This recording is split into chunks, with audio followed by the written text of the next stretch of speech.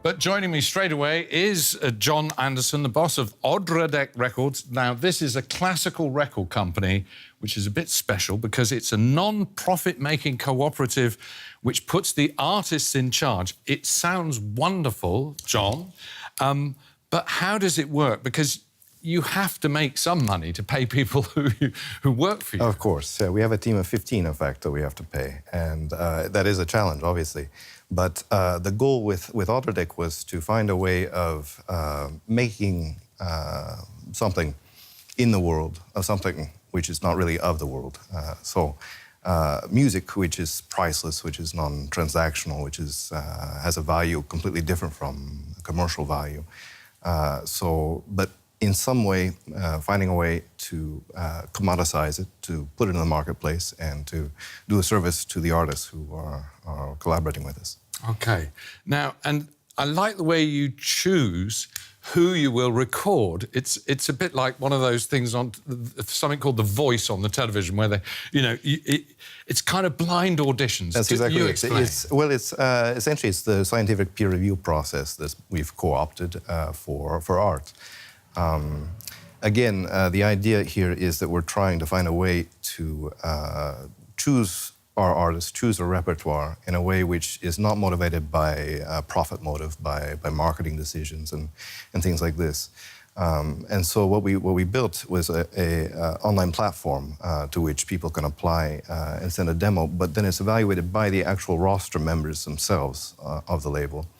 And they receive a link with just the music, so we don't know who they are, where they're from, man or woman, if they're old, young, famous, not. We evaluate purely on the basis of the music itself and the interests of the program.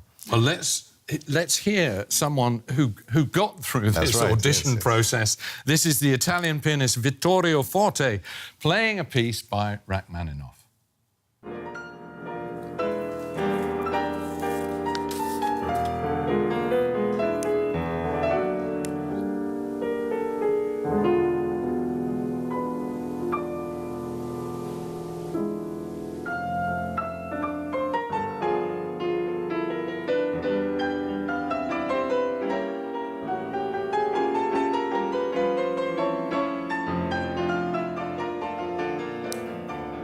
I should just mention that it's Rachmaninoff, but it's a special arrangement, isn't it? Yeah. Yes. Yeah, OK.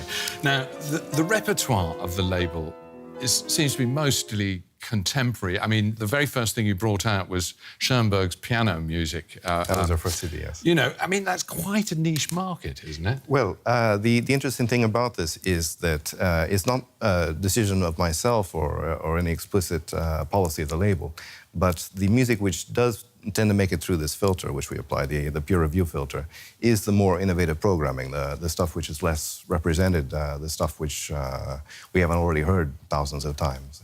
And so, just as a natural result of our selection process, I think we end up doing a lot more. Yeah, OK. Now, you said in an interview, although you told me it's not quite right, the CD is dead. It's all going to go online. So how are you going to make money? Or should I say, make enough to keep going? So, well, it's certainly true that now CD players aren't being built into cars, into computers. It's going to go the way of vinyl at some point. There will always be collections, and there will always be artists who need to make CDs also because it's a good business card. Having a tangible product is very good. But yes, there's no doubt that the market is moving towards digital, and we're moving in that same direction. We're developing various online platforms which we hope will position us in a good place to be the interface between musicians, the music industry, and the public. And you've got a jazz label. Again, let's hear some music. This is, again, an Italian artist, Massimiliano Coclite. Hopefully I pronounced it right, and his band. Let's have a quick listen.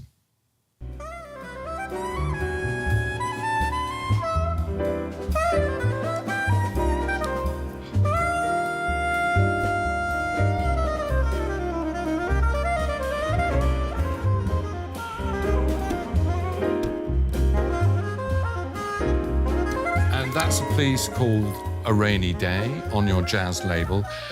Just briefly, what are you doing here in Germany, the home of the mighty Deutsche Grammophon? Are you hoping to sort of put them out of business? Oh no, there's not even any intention of competition in this sense.